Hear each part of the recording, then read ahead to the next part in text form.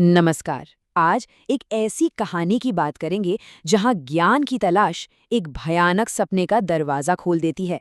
एक ऐसा सपना जिससे जागना नामुमकिन था। यही सवाल 4 दोस्तों के पीएचडी रिसर्च के बिल्कुल सेंटर में था और इसका जवाब उन्हें एक ऐसी हकीकत तक ले गया जिसके बारे में उन्होंने कभी सोचा भी नहीं था।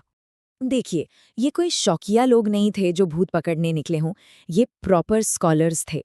अनंत, रिद्धि, प्रिया और संभव ये पीएचडी कर रहे थे और इनका मानना था कि इस दुनिया में भूत प्रेत से भी बढ़कर कुछ नेगेटिव एनर्जीज मौजूद हैं और वो उसी बड़ी शक्ति को स्टडी करना चाहते थे।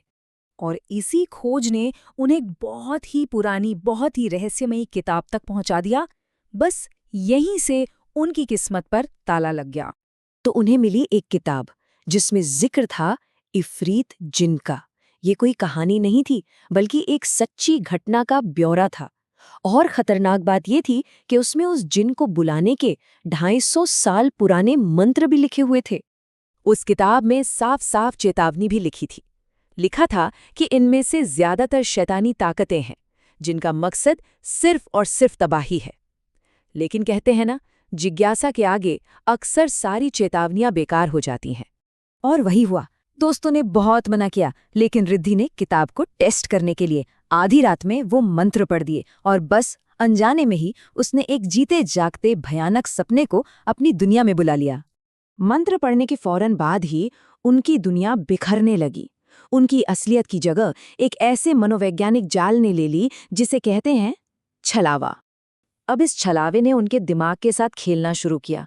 हालात ऐसे हो गए कि सच और वहम का फर्क ही खत्म हो गया। कभी उन्हें लगता कि उनके दोस्त ही उन्हें अजीब इशारे कर रहे हैं, तो कभी आंख खुलती तो खुद को एक डरावने जंगल में पाते जहां आदिवासी ढोल पीट रहे होते।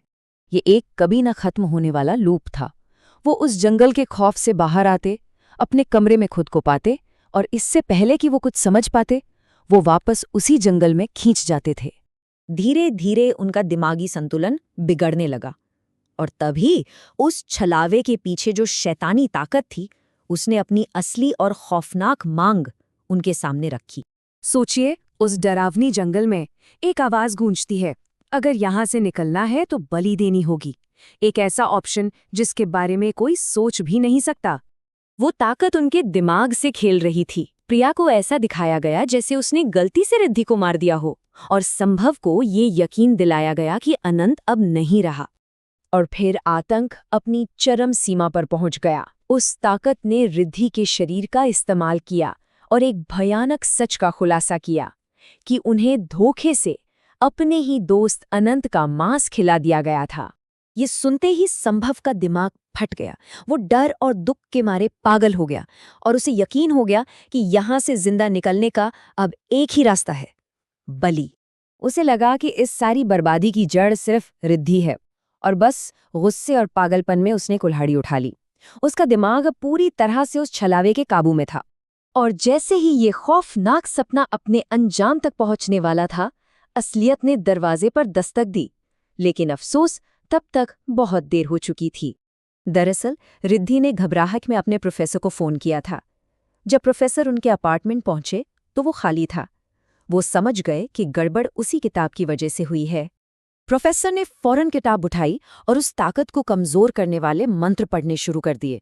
मंत्रों के असर से वो छलावा टूट गया और प्रिया और संभव वापस असली दुनिया में आ गिरे। प्रिया और संभव बच तो गए, लेकिन जो उन्होंने झेला था उसके बाद वो कभी पहले जैसे नहीं हो पाए।